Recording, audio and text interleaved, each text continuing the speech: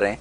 یہ ایک امبر ہیں کینیڈا سے، یہ سوال کر رہی ہیں کہ آج سے کئی سال پہلے سر سید احمد خان صاحب نے یہ بات کہی تھی کہ انگلش سیکھیں تاکہ اپنا موقف جو ہے باہر کی دنیا میں آپ سمجھا سکیں.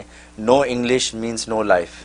اور آج عمران خان نے یہ بات ثابت کر دی کہ بغیر انگلش کے انہوں یہ بات آج دنیا بھر کے لوگوں کو نہ سمجھا سکتے، لیکن اس وقت کے علماء نے ان پر کفر کے فتوے لگا دی کہ یہ تو کافر ہے، اور ان کی اس بات کو، اہم تجویز کو جو انہوں نے ضائع کر دیا. تو اس کے بارے میں آپ کیا فرماتے ہیں؟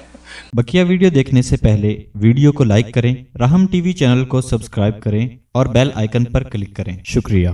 اچھا پوائنٹ آپ نے اٹھایا، اچھا سوال ہے، لیکن اصل میں حقائق سے لا علمی کی وجہ سے آپ کو یہ سوال پیدا ہوا. کیونکہ اصل میں پہلی بات تو ان کے انگریزی پڑھنے سیکھنے کی وجہ سے ان پر کفر کا فتویٰ نہیں لگا. وہ فتوے کی وجوہات اور ہیں کہ انہوں نے معجزات کا انکار کیا، اور بہت سے اہل سنت والجماعت کے جو یہ مسلمہ جو عقائد تھے اس کے خلاف انہوں نے کیا. وہ پوری تفصیلات الگ ہیں. اس وجہ سے علماء نے اپنے تحفظات کا اظہار کیا تھا. لیکن یہ انگریزی پڑھنے پڑھانے کے حوالے سے جو انہوں نے بات کہی تھی تو وہ اس کے حوالے سے کفر کا فتویٰ نہیں لگا. اب دوسری بات یہ کہ علماء نے اس وقت مخالفت کیوں کی؟ اصل میں بات یہ کہ سر سید احمد خان نے جس وقت یہ بات کہی تھی کہ انگریزی سیکھو، نو انگلش نو لائف، وہ ٹائم صحیح نہیں تھا. ٹائمنگ کا اعتراض تھا. اصل میں ٹائمنگ کا اعتراض تھا اس وجہ سے. کیوں؟ اس وقت انگریز حاوی تھا. انگریز حاوی تھا. نتیجہ یہ کہ اس وقت انگریزی اس لیے پڑھی جا رہی تھی کہ انگریزی پڑھ کے ہم انگریزوں کے پاس نوکری مل جائے ہمیں. چنانچہ یہی وجہ تھی کہ اس وقت جو انگریزی جانتا تھا وہ انگریزوں کیا اچھی نوکری ملتی تھی ان کو. وہ جناب وہ وائسرائے کے آفس میں نوکری مل رہی ہے، کمیشن کے آفس میں نوکری مل رہی ہے، تو انگریزی نوکریاں ملنے کے لیے بڑی اچھی اس وقت ٹول تھا. تو اس لیے وہ اس وقت لوگ انگریزی پڑھ کے نوکری انگریز کے پاس حاصل کر رہے تھے، کوئی انگریز کا دور تھا. تو علماء نے اس کو مخالفت اس لیے کی کہ اگر اس وقت ہم اگر اسے انگریزی پڑھنے پڑھانے میں لگ گئے اور اپنے ایمانیات اور اپنے عقائد اور اپنے دین اور ایمان کے تحفظ میں قوم کو نہ لگایا، اور یہ قوم انگریزی پڑھ پڑھ کے نوکریاں حاصل کر کے اپنی دنیا کمانے لگی، تو نتیجہ یہ ہوگا کہ قوم ہونے کی حیثیت سے مٹ جائے گی. دین اسلام ان کی زندگیوں سے نکل جائے گا، یہ انگریزی سیکھ کے ادھر چلے جائیں گے.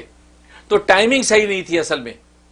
جیسے چھوٹی سی مثال دیتا ہوں کہ نبی کریم صلی اللہ علیہ وسلم نے جب دیکھا کہ مکہ کے اندر جو ہے دیکھا کہ یہ صحابہ جو ہیں وہ، اور عام طور پہ وہاں کا معاشرہ جو ہے وہ کتوں کے ساتھ بہت محبت کرتا ہے.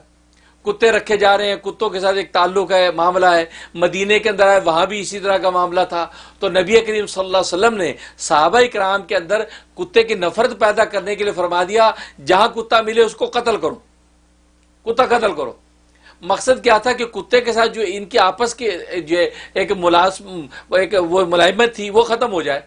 لہٰذا صحابہ کرام کتا جہاں ملتے اس کو پتھر مارتے تاکہ کتے بھاگیں. تو ایک عرصے تک آپ نے یہ تربیت کی کہ کتوں کے حوالے سے ایک نفرت سی پیدا ہوئی. اس کے بعد نبی کریم صلی اللہ علیہ وسلم نے دیکھا کہ صحابہ کرام میں کتوں کے حوالے سے دوری پیدا ہو گئی ہے. اب آپ نے فرمایا کہ بھئی صرف کالا کتا جو ہے یہ شیطان ہوتا ہے، کالے کتے کو مارو باقی چھوڑ دو. اب ذرا تھوڑا سا ریلیف دے دیا. اب کالے کتے پہ نظر رکھتے تھے، کالا کتا ملتا اس کو مارتے کہ شیطان اس کی شکل میں ہوتا ہے، نبی نے کہا. باقی کتوں کو چھوڑ دیتے تھے. اب جب نبی کریم صلی اللہ علیہ وسلم نے ایک عرصے کے بعد دیکھا کہ اب اس حوالے سے بھی یہ کتوں سے دوری پیدا ہو گئی ہے، اب اس طرح کتوں کو لے کے گودوں میں لے کے نہیں پھرتے لوگ، تو یہ دوری پیدا ہوگی. تو ایک مرتبہ آپ تشریف لائے، ابو داؤد شریف کی روایت ہے، آپ نے فرمایا ومالی وللکلاب، مالی وللکلاب، کہ مجھے میرا کتوں سے کیا واسطہ، میرا کتوں سے کیا واسطہ، وہ بھی اللہ کی مخلوق، چھوڑو اس کو، رہنے دو. مطلب اب دیکھو آپ نے اسٹیپ بائی اسٹیپ تربیت کر دی. جب نفرت پیدا ہو گئی اور جو اس کے غلبے میں نہیں آئے تو جب کلیئر ہو گئی معاملہ، اب آپ نے کہا چھوڑ دو. اب نتیجہ یہ ہے کہ وہ جناب وہ کتے پھر رہے ہیں، لیکن اب نفرت اتنی ہوگی کوئی کتا پالنے کو تیار نہیں. یہاں تک کہ آج بھی کوئی مسلمان جو ہے وہ کتے پالنے اور کتے کے حوالے سے کتنا کانشیس ہو گیا ہے. تو یہ طریقہ تو ٹائمنگ، تو نبی نے بھی ٹائمنگ کے اعتبار سے بہت سی چیزیں کی. بالکل اسی طریقے سے اس وقت انگریزی جس وقت سر سید نے سیکھنے کی بات کی تھی وہ ٹائمنگ غلط تھی. اگر اس وقت یہ قوم یہ انگریزی سیکھنے میں لگ جاتی تو یہ انگریزی کے ذریعے سے تو آج مغربی دنیا نے اپنا تہذیب و تمدن پوری دنیا میں سرایت کر دیا. آج پوری دنیا میں انگریزی زبان کے ذریعے سے پوری دنیا میں مغربی جو ہے وہ تصور چلا گیا کہ نہیں چلا گیا؟ چلا گیا.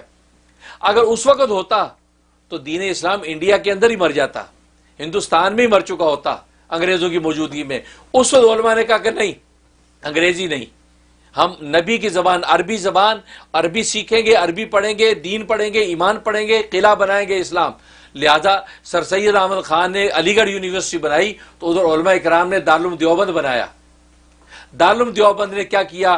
اس نے مجاہد پیدا کیے، محدث پیدا کیے، مفسر پیدا کیے. آج دین اسلام کی ساری جڑیں اس دارالعلوم دیوبند سے پورے عالم کے اندر پھیلنا شروع ہوئی. اور علی گڑھ یونیورسٹی نے کیا کیا؟ علی گڑھ یونیورسٹی سے وہ انگریزی پڑھے لکھے وہ صرف سرکاری دفتروں کے ملازم پیدا ہوئے. آج بھی سرکاری دفتروں کے ملازم علی گڑھ سے پیدا ہوئے ہیں. کون سا کوئی نامور بندہ پیدا ہوا؟ وہ پیدا ہوئے. نتیجہ یہاں تک کہ علی گڑھ یونیورسٹی میں دارالعلوم دیوبند سے حضرت شیخ الہند مولانا محمود حسن علی گڑھ یونیورسٹی میں جا کے انہوں نے جب تقریر کی اور ان کو بتایا کہ انگریز کے خلاف کھڑے ہو جاؤ، ملک کی آزادی چاہیے، تو مولانا محمد علی جوہر اور مولانا شوکت علی یہ دونوں وہاں سے، دونوں بھائی وہاں سے ملے اور اس تحریک میں شامل ہوئے. یہ ایمانی جو جوش کس نے پیدا کیا؟ ایک مولوی نے پیدا کیا.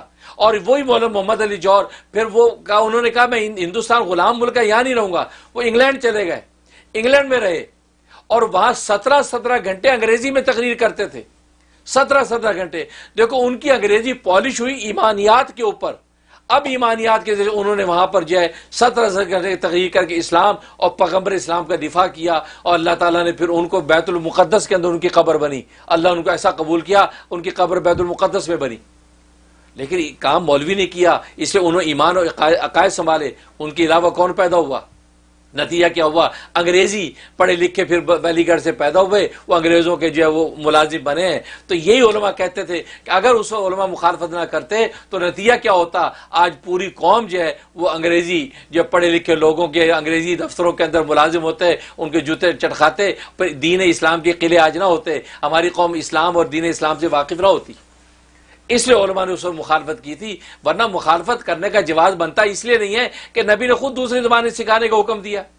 حضرت زید ابن حارثہ جو ہے، حضرت زید ابن ثابت کو آپ نبی پاک صلی اللہ علیہ وسلم نے خود جو عبرانی زبان سیکھنے کا کہا، خود آپ نے جو ہے وہ دوسری زبانیں سیکھنے کا کہا اور انہوں نے سیکھی. تو علماء ان حدیثوں کو جانتے ہیں، لیکن سر سید کی ٹائمنگ صحیح نہیں تھی. عین اس وقت جب انگریز ہمارے اوپر جو حاوی تھا، حکمران تھا، اسی وقت آپ اس کی زبان سیکھ کر اس کے تمدن میں داخل ہو جاتے تو پھر آپ کے قلعہ اسلام نہ بنتے، پھر ہندوستان جو ہے وہ انگریز کی آماج گاہ ہوتا، پھر آزادی ہند کی تاریخ نہ اٹھتی اور شیخ الہند جیسے پیدا نہ ہوتے. وہ جب پیدا ہوئے تو ہندوستان آزاد ہوا اور اسلام کے قلعے جو کھڑے ہوئے، اسلام کا پرچہ بلند ہوا. بہت خوبصورت ماشاءاللہ پوری آپ نے ہسٹری بیان کی، ٹائمنگ، وزڈم اور اس کی ہر چیز کے پیچھے کیا راز تھا.